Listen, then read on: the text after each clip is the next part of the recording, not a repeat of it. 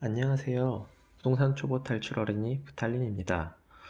오늘은 1216 규제의 주요 내용과 몇 가지 Q&A에 대해서 말해볼게요. 더불어서 2020년 바뀌는 취득세에 대해서도 말씀드려 보겠습니다. 정부에서는 2019년 12월 16일 강력한 규제 대책을 발표하였는데요. 이번으로 벌써 몇 번째 규제인지 모르겠습니다. 당시 한 뉴스답게 많은 언론사들에서 헤드라인 뉴스로 다뤄졌는데요. 이제는 너무 잦은 규제 정책 발표로 너무 혼란스러운 것 같아요. 정말 제대로 된 전문가가 점점 없어지는 것 같아요. 공인중개사, 세무사, 은행 대출 상담사, 법무사 등 한 번에 속 시원하게 이야기해 주는 사람이 없어요. 많은 규제로 인해요. 이해관계자들이 정말 혼란스러운 거죠. 그럼 이번 규제 대책에 대해서 한번 짚어볼게요. 먼저 1216 규제는 핵심은 투기지역과 투기과열지역의 주택담보대출 규제 강화입니다. 시가 15억 이상, 15억 초과하는 주택에 대해서 전면으로 담보대출을 금지하는 거죠. 여기서 시가는 KB세 또는 거래가, 감정가를 기준으로 하고 있고요. 이 중에 한 가지만 15억 초과가 되면 대출 금지됩니다. 대부분 고가주택 보유자는 관망할 것으로 예상되고요. 15억 이상 현금 부자를 제외하고는 이제는 아무나 15억 이상 주택을 살 수 없을 것 같아요. 즉, 수요가 굉장히 제한적인 거죠. 서울 주요 입지는 집값 상승에 영향을 받을 것으로 보이고 당분간은 보합세가 예상됩니다. 저는 개인적으로 앞으로 몇 년간은 완만한 강보합 정도가 예상되는데요.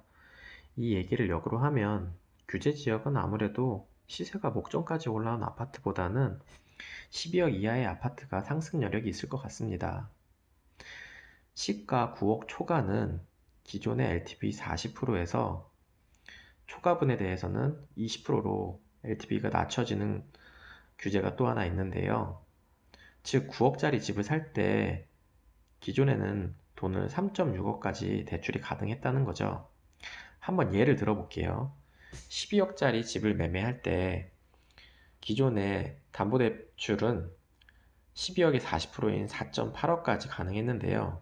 이번 규제로 9억의 40%인 3.6억, 그 다음에 9억 초과분인 3억에 대해서 20%, 즉 0.6억.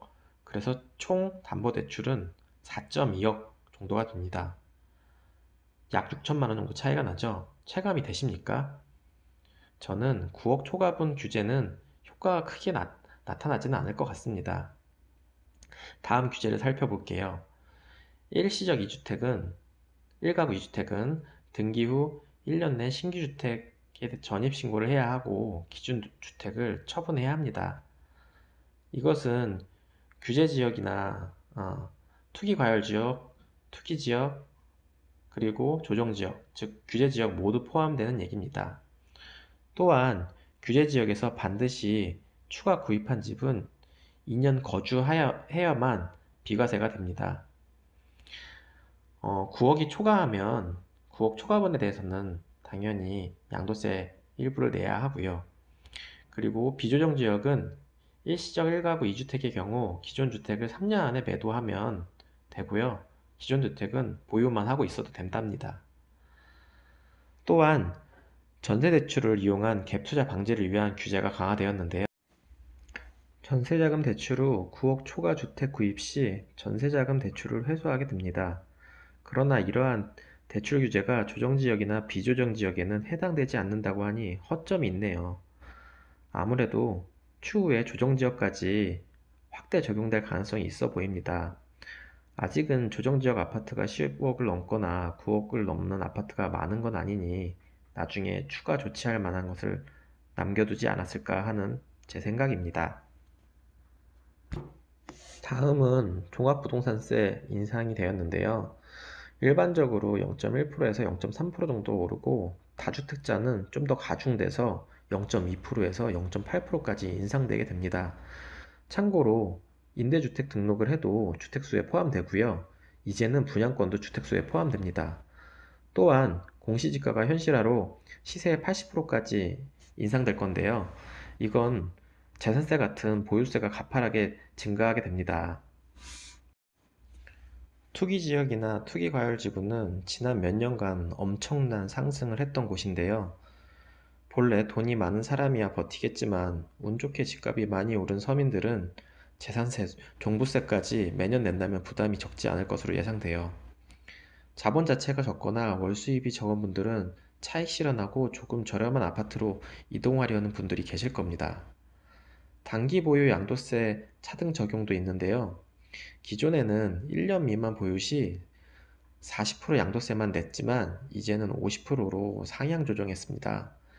1년 초과와 2년 미만의 주택에 대해서는 기존의 일반 세율을 적용하였는데요. 지금 이제 40% 양도세로 바뀌게 될 예정입니다. 이미 2018년 9월 13일 9.13 규제에서 규제지역 분양권들도 양도세율이 높아졌는데요. 투기 수요나 단타족들을 겨냥한 것 같습니다.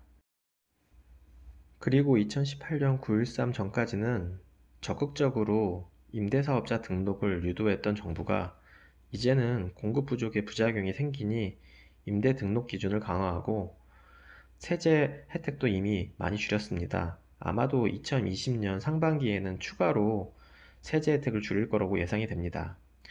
그러면 몇 가지 Q&A를 살펴볼게요. 첫 번째 질문입니다. 15억 초과 아파트를 보유한 사람은 주택담보대출이 완전히 금지되는가? 답변은 아닙니다. 생활안정자금으로 연간 1억 한도의 대출이 가능합니다. 다만 대출받은 금액으로 청약을 하거나 분양권을 매수하게 되면 즉시 대출 상환을 해야 합니다. 이거는 은행에서 특정 기간 주기로 점검을 하고 있습니다. 두 번째 질문입니다. 12월 16일 이전에 계약한 경우도 주택담보대출이 제한되는가?